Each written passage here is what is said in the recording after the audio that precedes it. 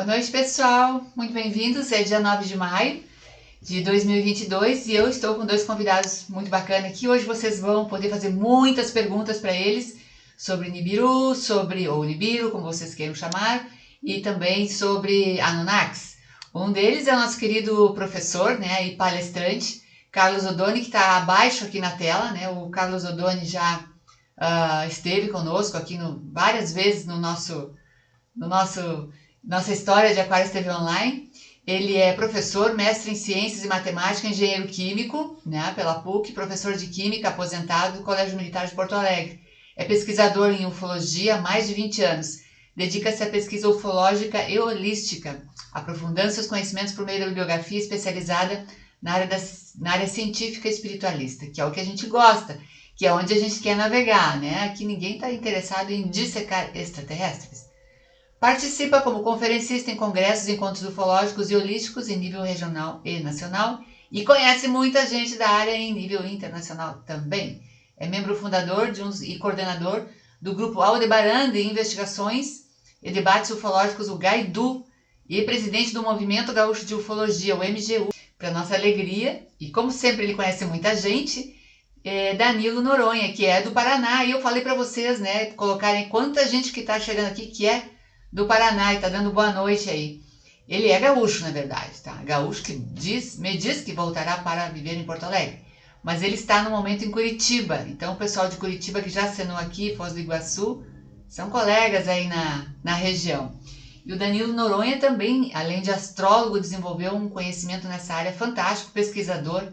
Fomos colegas no curso de astrologia. Foi uma alegria pegar ele aqui agora, gente. Para mim foi muito bom isso.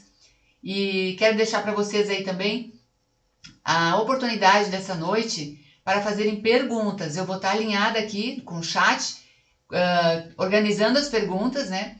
Para que vocês tenham o máximo de proveito possível.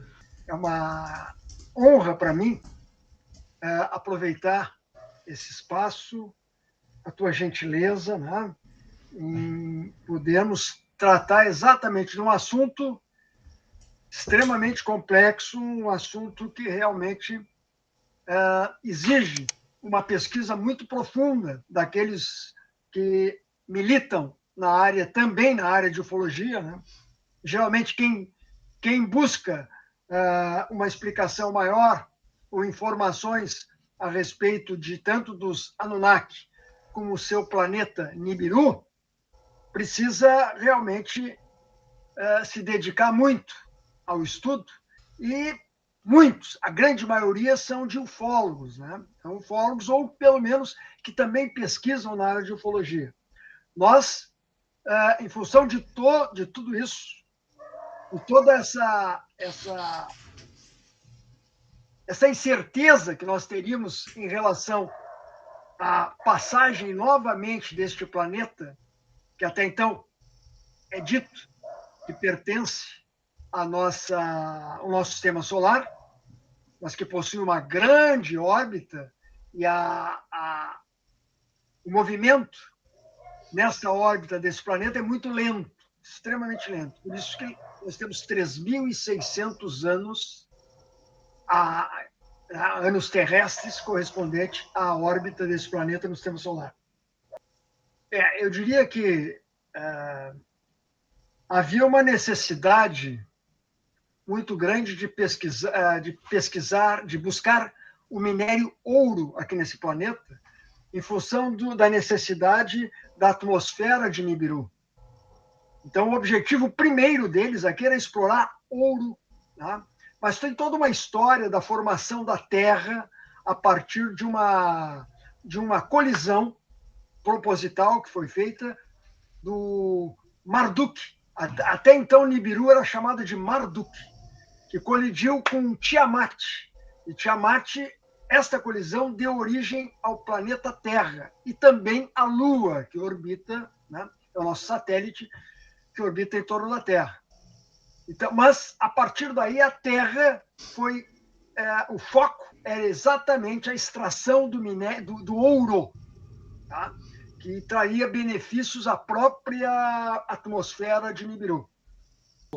Então, nós tivemos, a partir dali, de 3.600 a 3.600, é um cálculo aproximado, eu acredito eu, porque não se tem uma precisão em relação a esse período de órbita de Nibiru, mas essas visitas vieram acontecendo e sempre marcaram por grandes acontecimentos a partir de então. Né? Por quê? Olha, um astro das dimensões de Nibiru, que passa, geralmente, ele passa, né, entre Marte e Júpiter, numa velocidade em relação aos planetas que orbitam, aos 8 planetas, mais Plutão, que foi desclassificado como planeta, que orbitam o sistema solar, a velocidade de Nibiru é muito pequena. Tá? Mas, mesmo que a velocidade seja menor, bem menor, ela sempre causou problemas e provavelmente nós teremos, em função desse primeiro encontro, onde houve a formação da Terra, nós tivemos também a formação de um cinturão de asteroides, que fica entre Marte e Júpiter. Nessa colisão é que se formaram todo esse cinturão. Então, provavelmente, a aproximação deste planeta ele vai dar alguns empurrãozinhos nessas pequenas pedrinhas, mas que, na realidade, vai fazer um grande auê, digamos assim, no sistema solar, principalmente nos planetas bem próximos. Né? E a Terra provavelmente vai sofrer vai ter algumas ações, né, na sua superfície ou no planeta como um todo.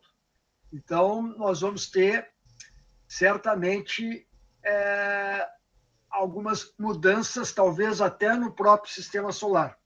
Tá? É o que acontece na passagem de um planeta com essa dimensão, né?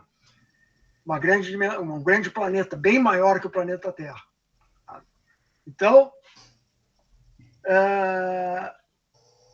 os Anunnaki, aqueles que do céu vieram e que criaram o planeta Terra, e eu diria para vocês que participaram também da criação dos habitantes desse planeta.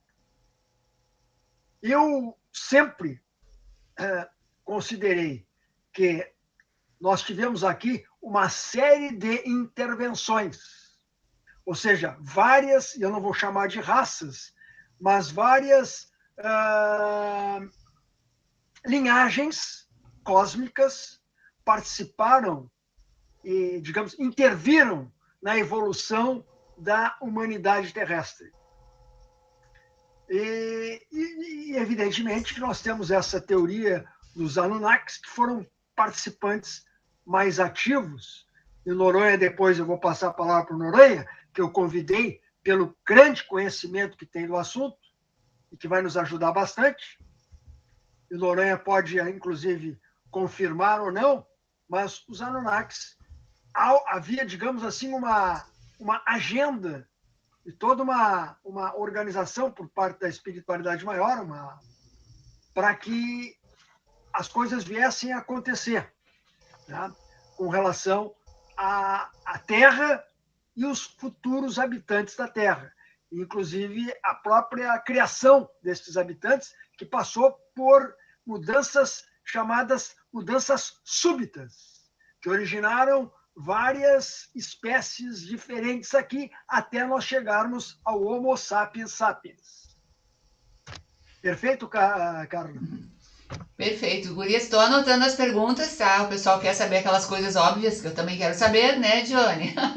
Quando e o que acontecerá? Bom, enfim, o fato é que todas as entrevistas que a gente tem feito aqui, a gente já reconhece o pessoal do portal.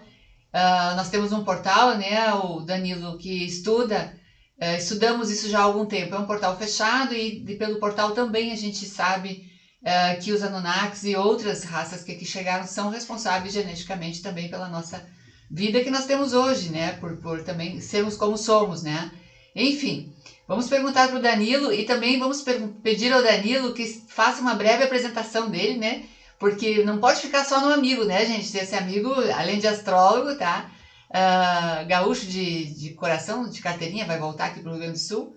Ele também está desenvolvendo um trabalho maravilhoso, né? O Danilo, conversa um pouquinho com o pessoal sobre o que tu estás fazendo hoje. Sim, eu tenho já uma trajetória bastante longa aí, uns 30, quase 35 anos aí, estudando bastante, né? E nesses últimos 10 anos, então, eu me dediquei a um projeto próprio, né, para pegar aquilo que eu já havia descoberto sobre essas realidades mais ocultas do bastidor da Terra. E eu tenho um projeto hoje que se chama Exordium, escrito com X, tá? Uma palavra latim que quer dizer o início das coisas, que era um projeto que se propunha, então, a uma série de cursos e formações que era para direcionar as pessoas dentro de uma linha de conhecimentos que fosse estruturada, mas principalmente matricial, né? Ou seja, criando as devidas conexões entre o âmbito da física, o âmbito científico, né, o âmbito espiritual, e criando esses relacionamentos, né? Porque para entender a história do que acontece aqui na Terra, a gente tem que entender o que está acontecendo também no plano extraterreno, né? No plano extrafísico e extraterreno, porque existem as duas coisas, né?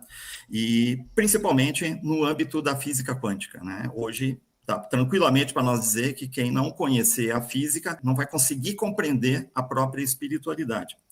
Então, hoje eu tenho um grupo, tá, de estudo, que é um curso de longo prazo, uma espécie de uma escola esotérica, que ela se chama Atrix. Então, o Atrix, ele possui hoje 2 turmas, uma tem em torno de 50 alunos, a outra tem atualmente uns 25, eu acho.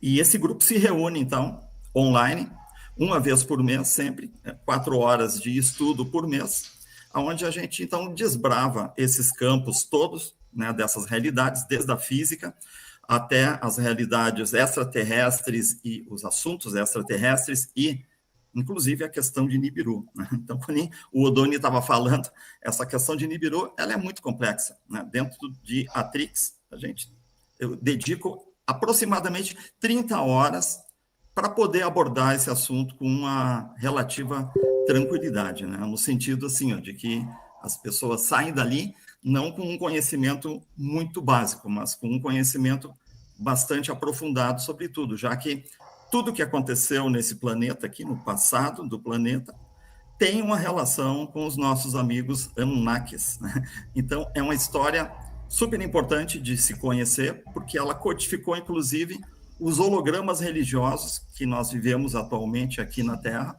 né? E quando se entra em contato com essa história, e aí está um dos motivos por que isso não é divulgado, não aparece essa história, né?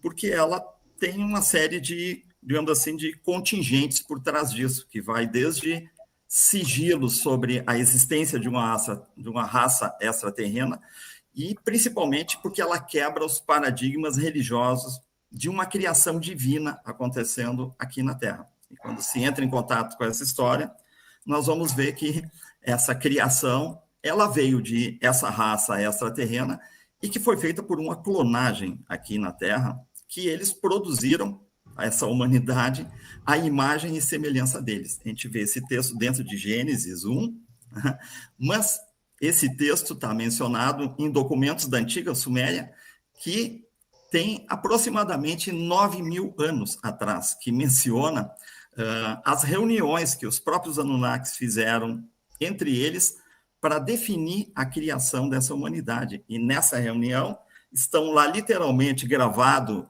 nas estelas, né? As estelas não é um grupo de mulheres, tá?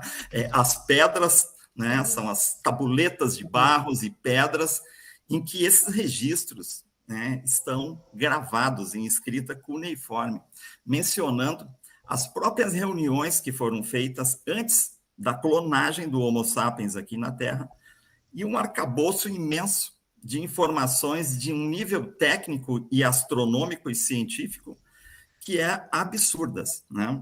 Então, são textos que, às vezes, a arqueologia não tem datações precisas para isso, não dá para acreditar em nenhuma datação que vem da arqueologia, porque essas coisas, elas possuem em torno de 9.000 anos, 10.000 anos de idade, né? E eles são datados como se fosse de 4, 3.000 anos de idade. Mas esse é o trabalho que eu faço hoje, né? Hoje eu me dedico exclusivamente para isso, né? Dentro do meu site chamado Exodium e desse projeto, dessa escola esotérica chamada Atrix. Eu coloquei aqui para vocês, maravilhosos aqui. Coloquei o nome do Danilo direitinho, o nome da escola, né? Do site, para que vocês... Bom, o Danilo, pelo jeito, vai ficar cliente da casa, tá com a carinha de que vai voltar aqui, né? Então... a gente está precisando, Danilo, de pesquisadores, né? De quem se dedica, como você se dedica, né? Bastante intensamente aí, porque a informação não vai vir da mídia, a informação não vai vir das religiões, a informação não vem de pai para filho, porque nossos pais, coitados, tinham que trabalhar feito doidos num sistema de escravidão, implantado, aliás, pelo sistema deles mesmos, né? Então, a gente agora é que está conseguindo enxergar, ou pelo menos tentando, né, enxergar algumas verdades que nos foram ocultadas durante esse tempo todo.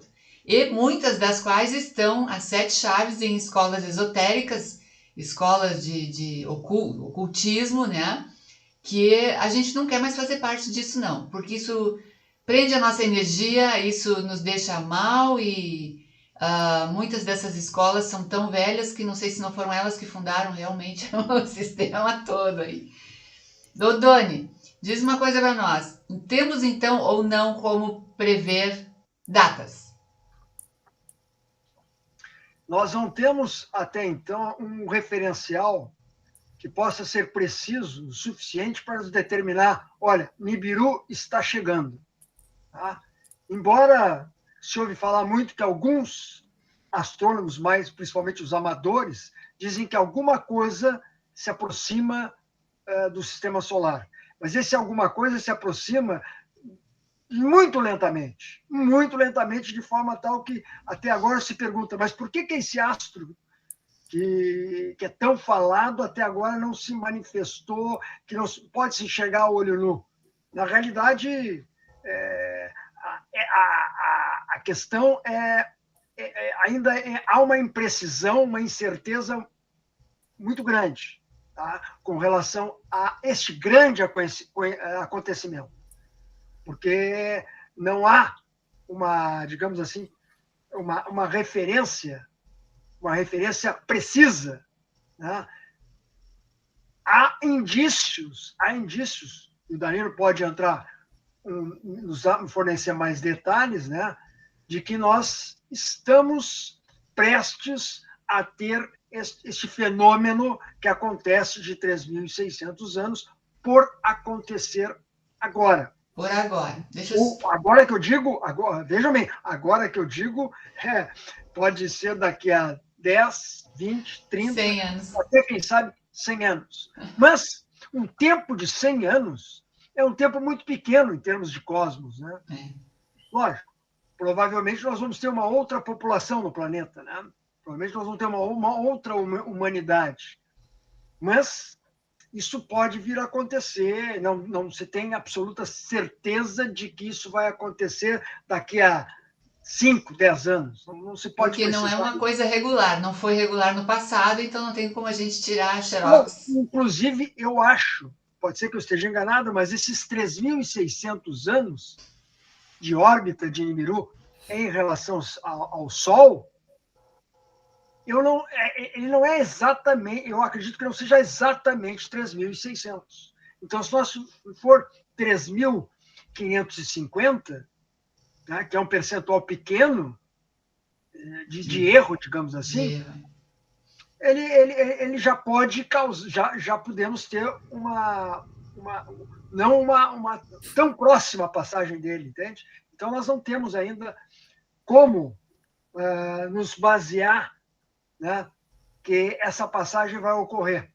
Né? Está para acontecer. Deixa eu perguntar para Danilo, porque, Danilo, me diz uma coisa, temos alguns estudiosos falando em que esta linha do tempo na qual o Nibiru iria passar foi alterada para que a Terra pudesse, como sistema, fazer a transição para a quinta dimensão, que normalmente isso sim estaria na linha do tempo de um planeta de terceira dimensão, onde a maior parte dos seres não despertou consciência o suficiente para fazer a passagem de Gaia, digamos, como um todo, para uma frequência dimensional superior, né? Nesse caso, para que o projeto todo não se perca, foi alterada a linha do tempo, como se a gente tivesse sido desviado, né, desse acidente. Isso procede? Isso está dentro dos teus estudos? Eu vou te dizer assim, ó, existem muitas questões envolvendo a passagem de Nibiru, né? O que nós temos que entender primeiro é que as informações que nós temos, elas vêm dos registros da antiga Suméria. Então, eles falam algumas coisas que, se você for estudar e observar, você vai ver que essas coisas que estão escritas, elas são informações de ordem genérica. O primeiro é a questão da órbita de 3.600 anos. Este número, evidentemente, ele não é um número que dá para você dizer que isso é uma precisão. Tá? Uma das pessoas que estudou a questão de Nibiru foi Carlos Muñoz Ferrada, e ele era um astrônomo e sismólogo chileno, e quando ele tinha 92 anos, ele resolveu revelar um pouco das coisas que ele havia estudado e que ele havia ficado em silêncio sobre isso. Ele não chamava de Nibiru, ele chamava de o planeta cometa, né? E naquela ocasião, ele sabia, inclusive, as diferentes velocidades que Nibiru teria na entrada, digamos, no circuito de trânsito atrás do Sol, e depois a velocidade de escape do sistema solar. Da onde que ele tirou as informações, nós não sabemos, né? Mas ele é um dos caras que evidenciou exatamente isso que eu estou te falando agora, né? Que Nibiru é um astro que ele não respeita a mecânica celeste. Ele não tem uma mecânica celeste correta, digamos assim, precisa, né? E isso é muito fácil de nós identificar, por causa que os registros da Suméria dizem que Nibiru transita naquela faixa maior que existe entre Júpiter e digamos, o cinturão de asteroides, né? Que ele transita ali entre Marte e Júpiter, que é um espaço bastante grande naquilo ali.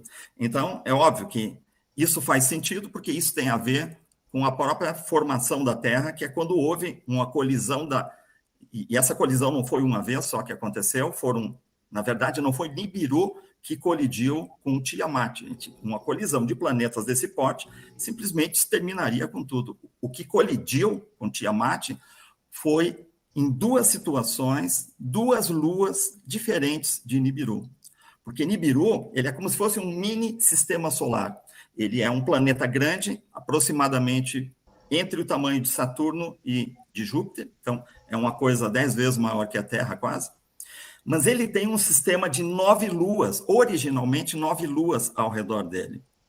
E quando esse troço entra aqui dentro do sistema solar, é como se fosse um enxame de abelha entrando, entendeu?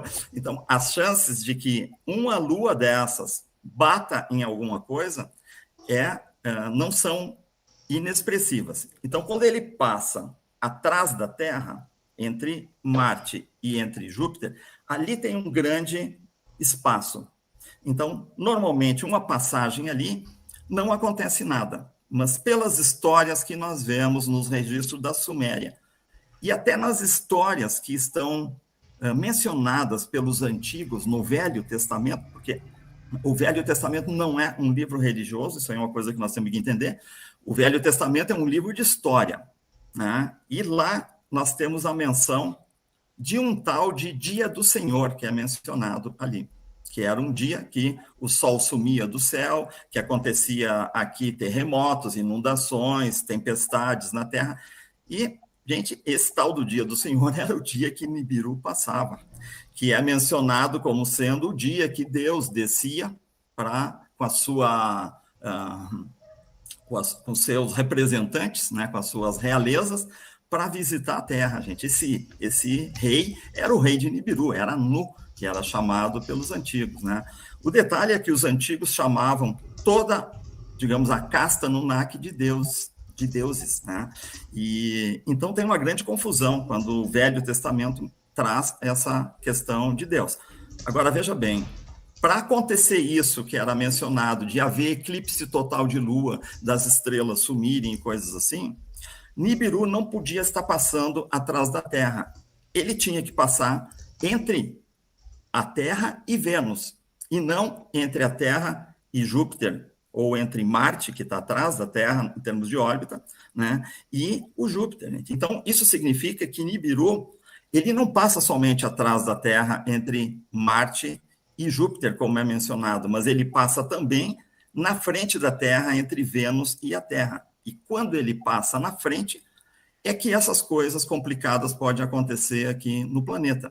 Agora, esse fenômeno dele passar em diversos lugares, isso é uma coisa conhecida, gente. A gente tem um planeta aqui no Sistema Solar que ele faz isso, que é Mercúrio, que ele anda no Sistema Solar, inclinando o plano da eclíptica dele, né? E isso é chamado em astronomia de precessão de periélio, né? Então, Nibiru, ele produz esse efeito chamado precessão de periélio, e isso faz com que ele não tenha uma órbita constante, né? Então, a única data que, de fato, a gente sabe que houve uma passagem segura e que foi complicada, que ela foi na frente da Terra e não atrás, no espaço grande, né, foi na época que houve o dilúvio, que ele seria mais ou menos 13 mil anos atrás. A Lenice está falando, há 13 mil anos Nibiru passou pela frente da Terra e causou um dilúvio. Ela está falando, tá? Ele atualmente está longe, mas pode vir acontecer de mudar o eixo da Terra como aconteceu em Mercúrio, se é que ela entendeu isto que você falou? Não é que isso aconteceu em Mercúrio. O que eu quis dizer é que Mercúrio tem um comportamento chamado precessão de periélio, que é o mesmo fenômeno que faz com que a mecânica celeste não funcione em Mercúrio. Então, a mecânica celeste não funciona em Nibiru. Quer dizer que Nibiru não passa no mesmo lugar no Sistema Solar. Ele oscila, passando atrás da Terra, até ele passar na frente da Terra. Então, quando ele passa atrás, gente, não acontece nada. Praticamente, ele pode, inclusive, passar e passar desapercebido, inclusive, porque além do ponto de corte nas órbitas, existe o momento em que ele faz o cruzamento, efetivamente, no que se chama o plano da eclíptica do Sistema Solar, né? Então, a própria palavra Nibiru significa aquele que cruza, quer dizer que ele cruza, ele fura o plano do Sistema Solar, ele vem de baixo, ele fura o plano do Sistema Solar, aí ele catapulta por cima do Sol, e ele fura de novo esse plano do Sistema Solar, onde os planetas estão orbitando, e ele vai embora. Então, se a Terra estiver do outro lado do Sol e ele passar aqui, ele pode passar e ninguém nem vê nada, né? Então, tem que desvincular essa ideia de que uma passagem de Nibiru vai ser catastrófica, porque pode ser que não seja. Entende? Se nós for olhar de todo o nosso passado conhecido, o único momento que realmente isso foi fatal foi essa passagem de 12 mil, 13 mil anos atrás, que acarretou o dilúvio, né? O dilúvio não foi uma chuva de 40 dias e 40 noites, né? Você pode fazer todos os cálculos que tem, não existe chuva de 40 dias e 40 noites que possa encher a terra d'água, gente. Eu já fiz os cálculos, a gente chegaria num enchente de 1 metro e alguns centímetros, se chovesse 40 dias e 40 noites, chovendo só nos continentes, sem considerar que chove nos oceanos, e sem considerar que a Terra absorve também, né, a água. Então, o que aconteceu é que houve um rompimento da calota polar sul aqui, né? Nós podemos ver isso, inclusive nos registros do antigo rei sumério, chamado Gilgamesh, né, do que aconteceu lá naquele dia.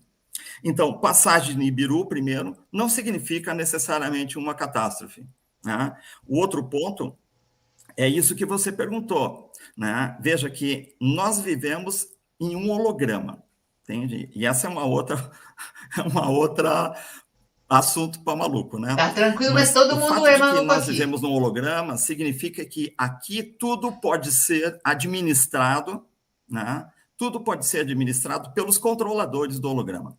Então, se eles quiserem, eles realmente administram a órbita de Nibiru, mas o que nós temos que entender é que o sistema solar funciona sozinho. Então, o Nibiru é um astro como um cometa qualquer, ele faz um trânsito aqui dentro, sempre fez, sempre vai fazer, né? E esse trânsito aqui dentro do sistema solar, às vezes, deu problema. O que é que eu sei para te dizer que está acontecendo em relação a essa situação atual, né? Nós sabemos que, por diversas fontes aí, de que desde 2018, o que a gente chama de projeto micaélico acontecendo na Terra, agora aqui a gente está falando de uma coisa que é, digamos, da oitava do lado de lá, tá? Uma oitava espiritual, não é mais a questão física de 3D que nós experienciamos aqui, né? Mas aquilo que o Chico Xavier tinha dito de que em 1940, talvez, 50, né, de que a Terra teria tido uma espécie de, vamos dizer assim, prorrogação do tempo que ela tinha. Mas foi a partir de 69, né? Então ele informou que teria essa prorrogação a partir do momento que o homem pisasse na Lua. Então, acho que ele falou isso em 1940. Aí, em 1969, foi quando o homem pisou na Lua, teria mais 50 anos. Esse prazo terminou agora, em 2019. Né? Então, é a tal da data limite, aquela. E o que aconteceu depois que esse prazo se concluiu? O grande pepino da nossa realidade, né, não é os humanos encarnados aqui na Terra. Isso eles têm total controle, né? Eles tiram e botam os humanos aqui a hora que eles quiserem.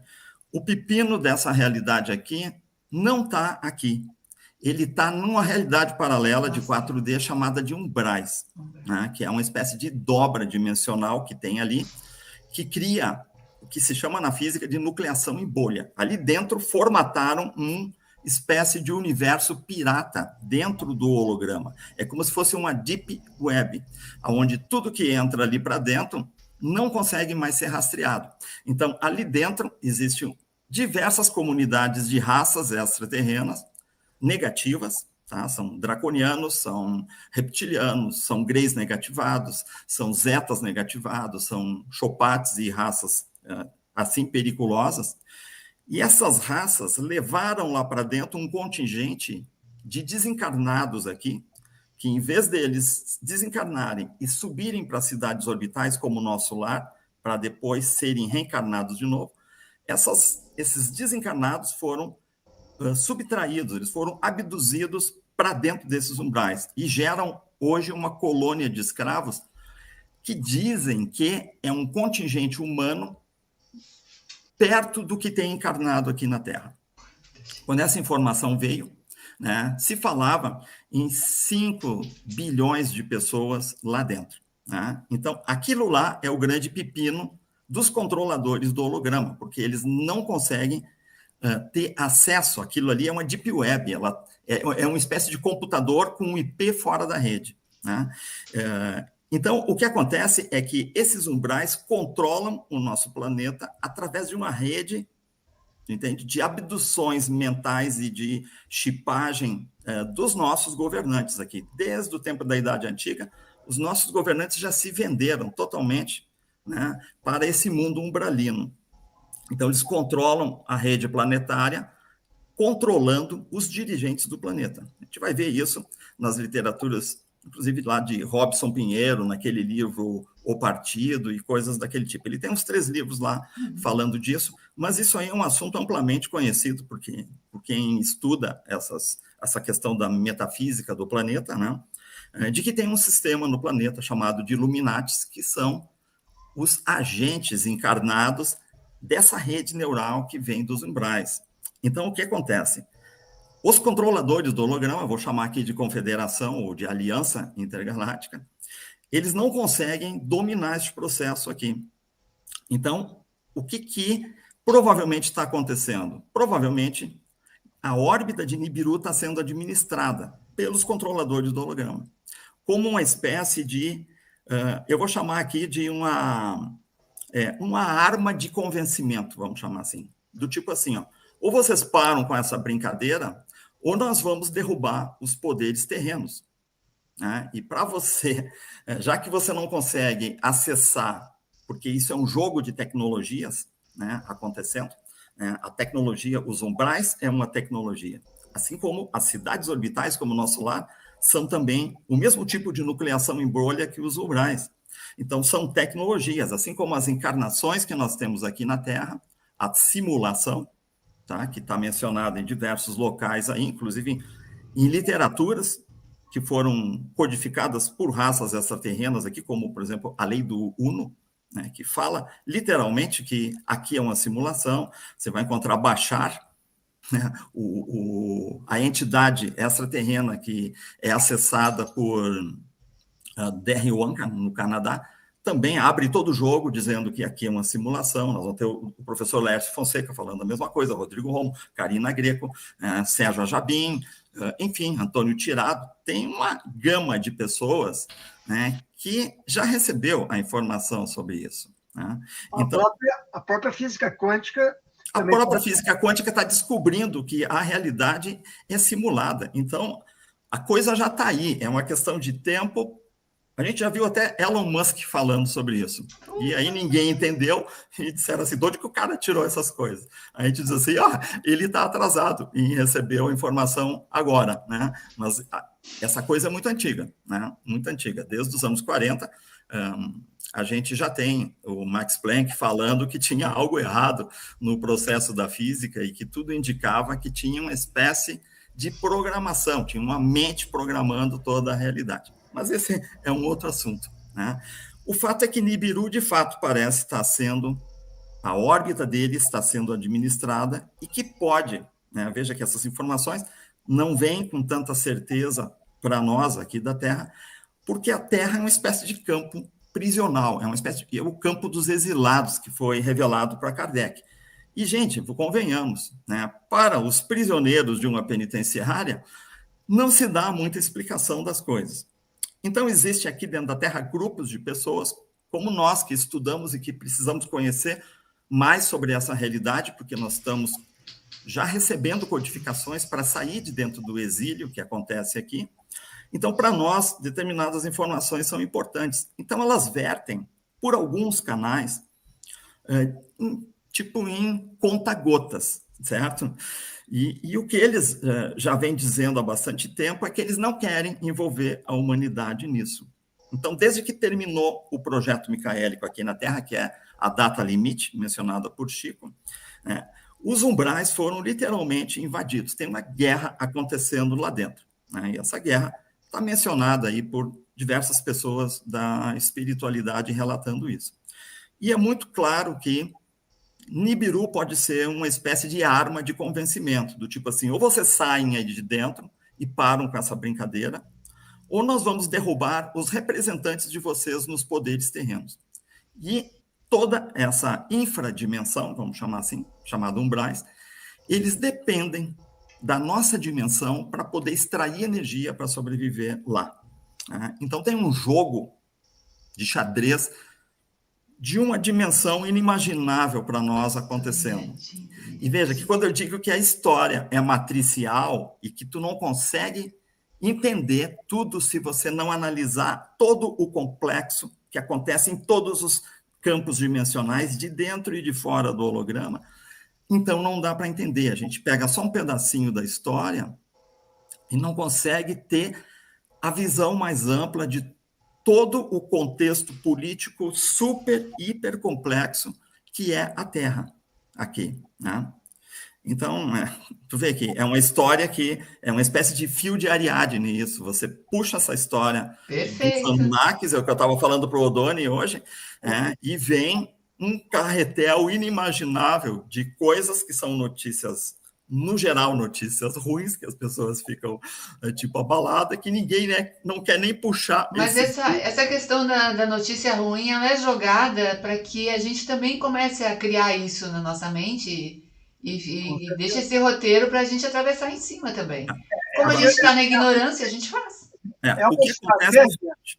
É uma estratégia de medo, provocar o medo. Como bem disse Noronha, essa energia é uma energia fundamental para essa turma umbralina, essa turma principalmente comandada pelos draconianos e reptilianos, e mais o pessoal da inteligência artificial, né? E essa energia é fundamental. Então, eles têm que provocar o medo, fundamentalmente é isso. Né? E por isso que, como eles têm a mídia na mão, olha, quem assiste a televisão, principalmente os canais abertos, né?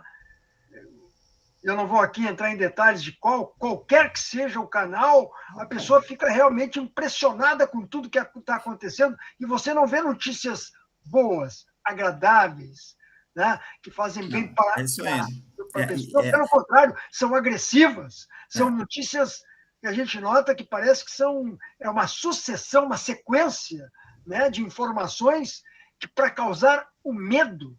Esse é o grande problema. E eu acho que nós temos que... É o que se diz, desliguem a televisão. Primeiro, desliguem a televisão. Desliguem a televisão. Vamos buscar um outro meio, né, como esse, né, esse espaço que a Carla está fornecendo e que o Danilo, pelo grande conhecimento que tem, está aproveitando.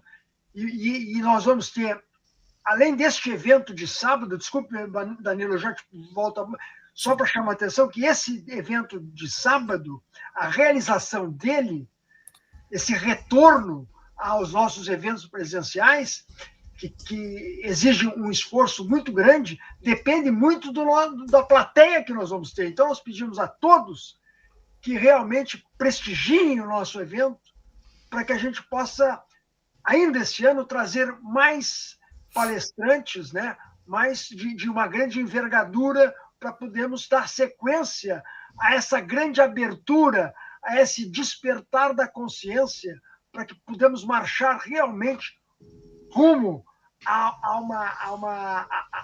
podemos, aí sim, conseguimos a ascensão, sairmos daqui desse holograma, né? Isso depende muito da nossa consciência, né? Então, vamos trabalhar isso. É o esforço que nós estamos fazendo exatamente para fazer com que as pessoas saiam da zona de conforto e realmente comecem a refletir o que é real realmente em tudo que está acontecendo. Que essa zona de conforto não é nada confortável, né, gente? Vocês não, é enganosa. É enganosa. É isso aí. Complementa, Danilo, aí com o teu... Não, é isso que o Odoni está falando, tá? E a situação, o que existe são, na verdade, vários propósitos por trás disso, né? Propósitos conspiratórios, tá? Um deles é que as realidades umbralinas, elas se alimentam das emoções de baixa frequência que são produzidas por nós. Porque, veja, ó, tudo que atualmente produz, ela se materializa em algum lugar.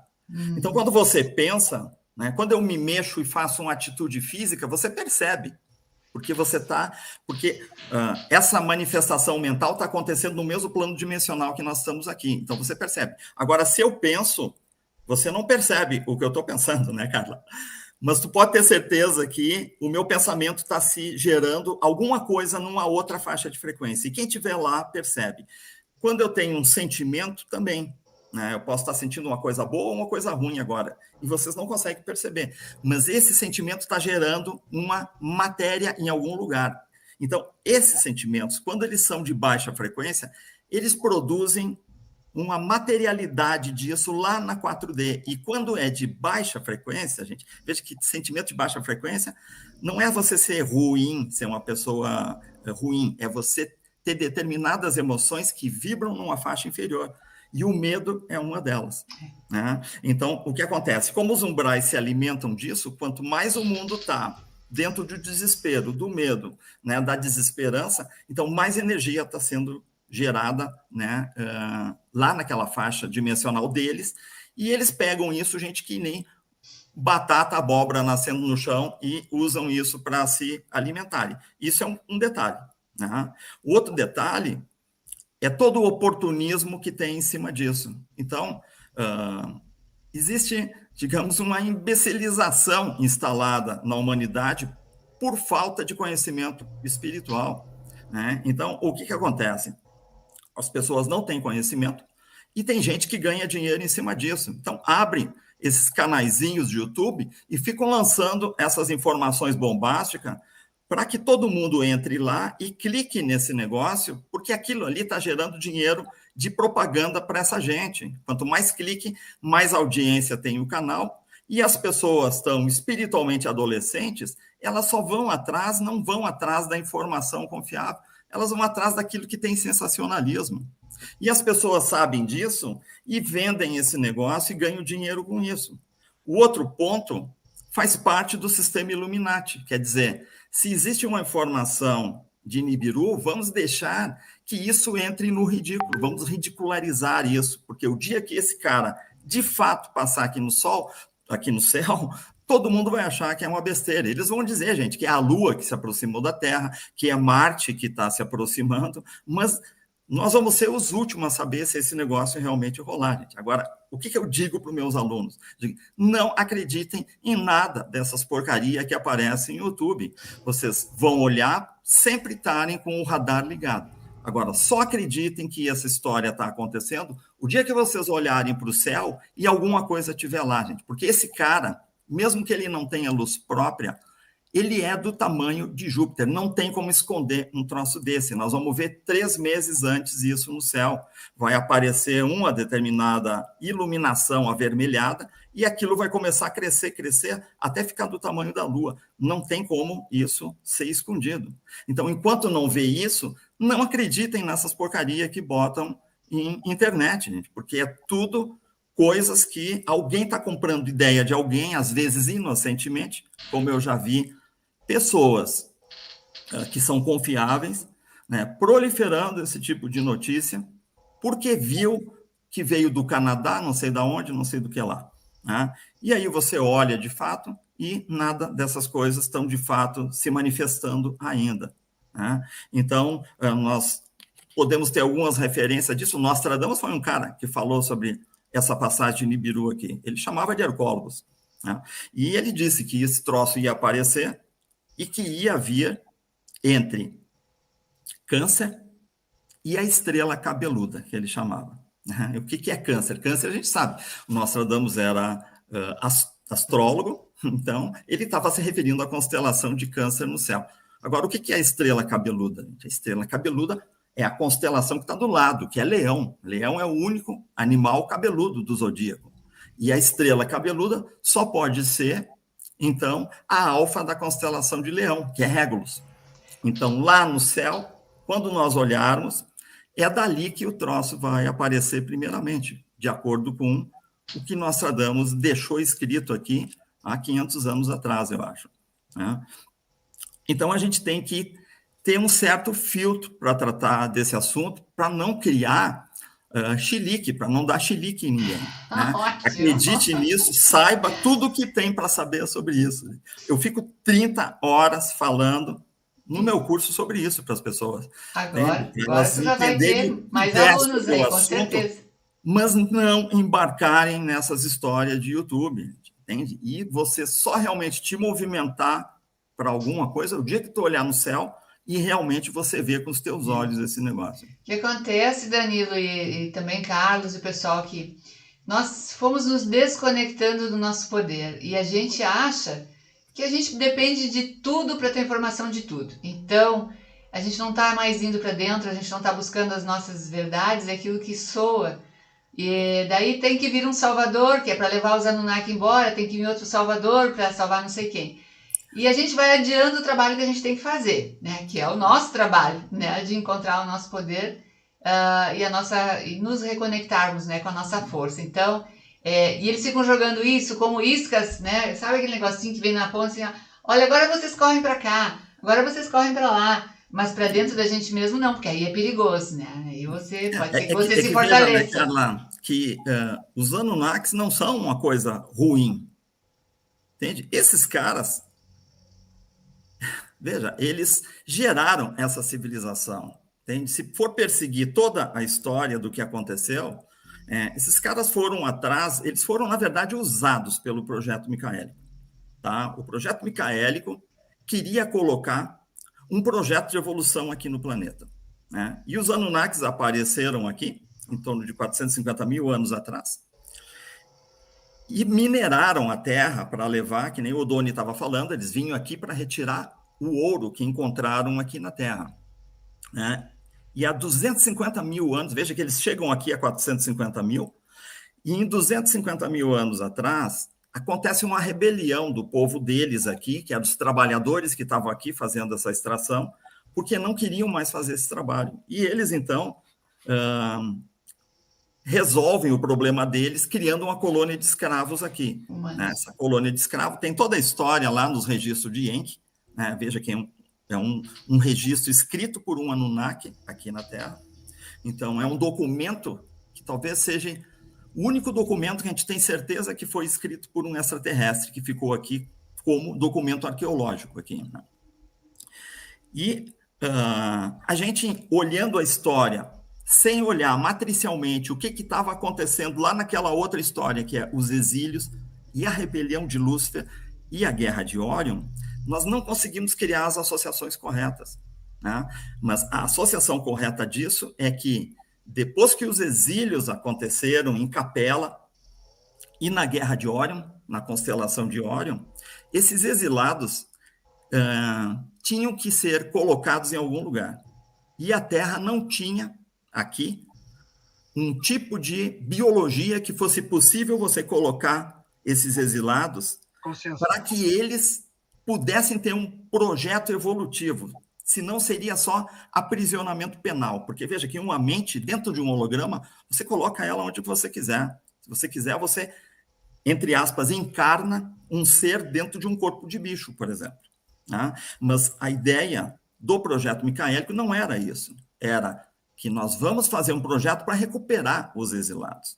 E os Anunnakis foram usados para isso, gente, porque a estirpe que vem desses exílios, né, era uma estirpe, gente, de, digamos assim, do mal, tá? Cá para nós.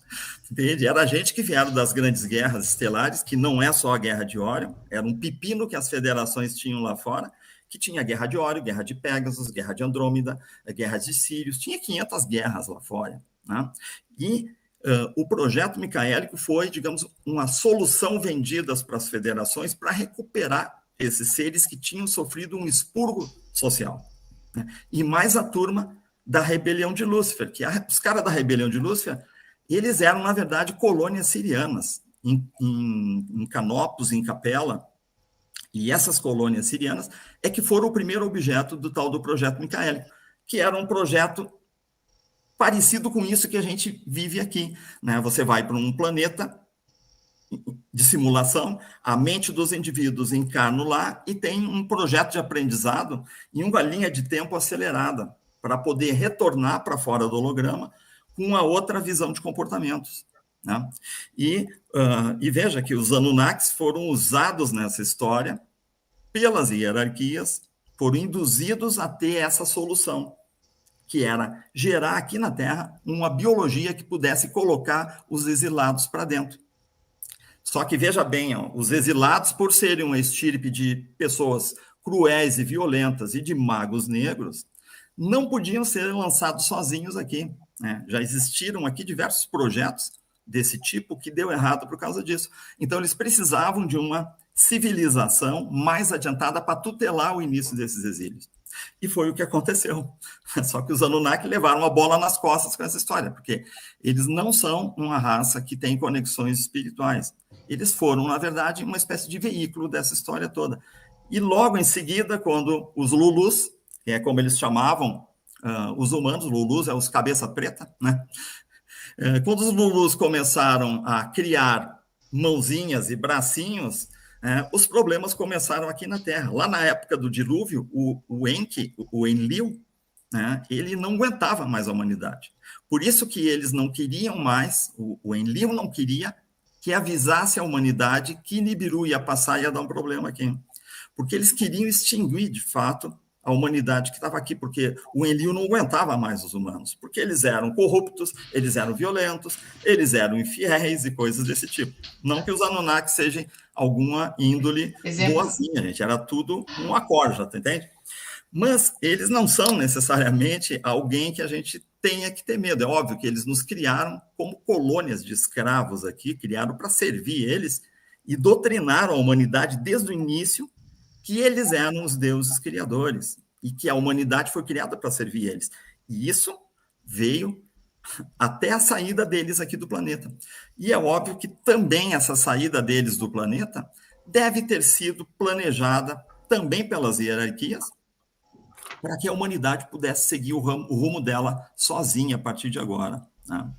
Então, essa história tem muito pano para manga, que não é o que está escrito somente, entende?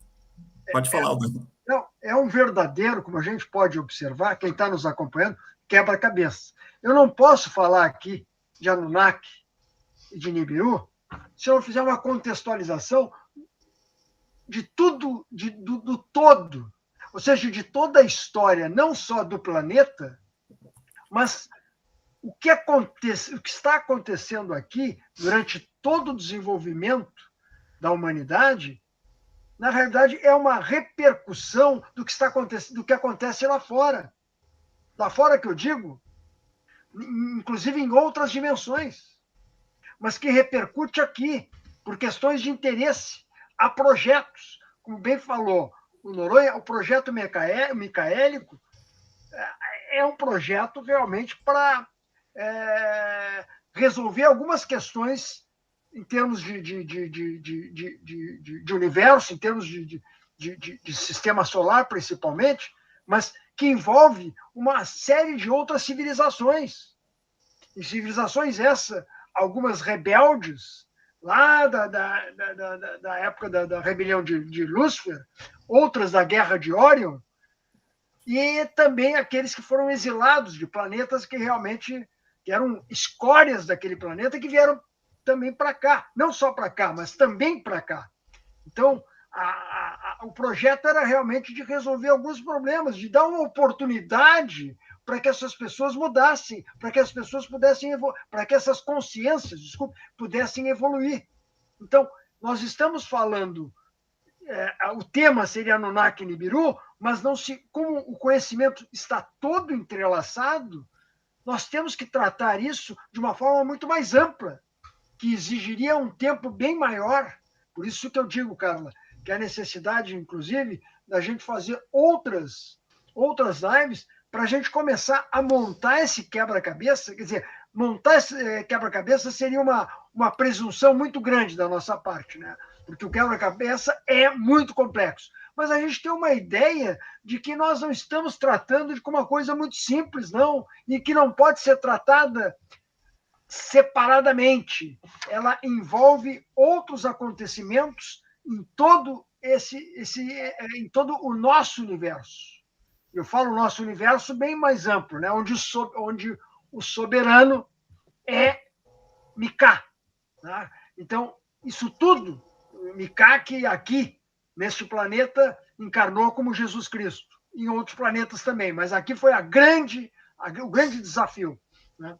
Então, nós estamos diante, realmente, de outros projetos. Além do projeto micaélico, existem outros interesses, outros projetos. E cada um, evidentemente, que puxa para o seu lado. E, a partir daí, nós temos desafios, grandes desafios pela frente. E cabe a nós, com a máxima consciência, cabe a nós adquirir conhecimento e, principalmente, autoconhecimento. Quanto mais eu me conhecer, mais condições eu tenho de vibrar numa frequência adequada para poder acompanhar toda essa ascensão do próprio planeta para a quinta dimensão. Nem todos vão conseguir isso, certamente, nem todos. Talvez uma parcela muito pequena da população, porque os adormecidos estão em número muito grande. Nós falando aqui, nós conversando aqui, são poucos aqueles que estão nos acompanhando, né? Muito pouco. E olha, meu amigo, que a gente divulga e falta colocar os cabelos aqui dentro, né? O próprio canal no YouTube está fechando hoje, no máximo, talvez, até meia-noite, vai fechar 50 mil inscritos no nosso canal. E a gente divulga. Não, eu acho que esse trabalho que você está fazendo é excelente, cara. É a formiga. É formiga. É o que nós estamos procurando fazer também, com grandes dificuldades, mas eu acho que a perseverança fala mais alto. Tá? Desculpe. Gente, amados, não está certo, precisamos encerrar, porque a gente, se deixar aqui, nós vamos muito longe, né, pessoas? Sim, o convite que eu quero agradecer primeiro, né, o convite que vocês fizeram e tudo mais, e a oportunidade de dividir aqui essas ideias com vocês e essas informações, né? A gente entende que isso tudo tem uma repercussão, que mesmo que seja, assim, formiguinha, essa coisa é um tipo de conhecimento que ele acaba te libertando na medida que a gente avança nisso. E são esse tipo de programação aqui que faz acender uma determinada luz para as pessoas ir buscarem mais adiante mais informação, né? E o que eu tenho hoje eu tenho esse grupo chamado Atrix, tá? Que é uma espécie de escola esotérica, que esse grupo está aberto, então, para receber novas pessoas que se encontram uma vez por mês, 4 horas por mês, e que estudam juntos ali. A gente estuda online e as pessoas fazem parte de uma área de alunos do site, e a gente tem uma biblioteca de e-books, a gente tem uma videoteca com vídeos e filmes que são importantes para entendimentos espirituais, gente, já que uma boa parte da espiritualidade induz para nós um conjunto de informações através desse tipo de obra que acontece aqui no planeta. Você vai pegar filmes como Matrix, por exemplo, aquilo ali a gente é totalmente induzido, né, pelo plano espiritual, porque é a alegoria mais perfeita que a gente tem de como que funciona de fato um holograma, né? Los Então, Angeles, aí, né? o convite, quem quiser participar, entra no meu site, exordium.com.br, e pode se inscrever lá para participar de Atrix. E a próxima aula já vai ser dia 21 desse mês aí. Beleza, tá aqui o pessoal, a Esther, falando que você estará em breve em Canela. Ela veio aqui te prestigiar, né? A Esther participa do Atrix lá. Beleza. Muito obrigado, Carla. Eu agradeço o teu espaço. Estaremos sempre aqui esperando vocês novamente, né? Agradeço muito ao Noronha pela gentileza em ter sido receptivo ao convite, e nós certamente estaremos aqui para falar mais um pouquinho a respeito desse assunto, que é por demais importante e relacionado com outros também importantes que dizem respeito às nossas próprias origens e nosso desenvolvimento como humanidade. É a nossa caminhada estelar, né? Que a gente conhece totalmente. Bom, gente, já deu para ver que a coisa não é tão simples, tá? Não daria para conversar sobre esse tema em 1 hora. E o que a gente quer é que vocês recebam essas informações dentro do coração e sintam as verdades em vocês. E fiquem tranquilos com relação a tudo mais, tá? O mundo que nos cerca é meio complicado. Então vamos para o nosso coração, que ele sabe a verdade. Um grande abraço a todos e nos vemos.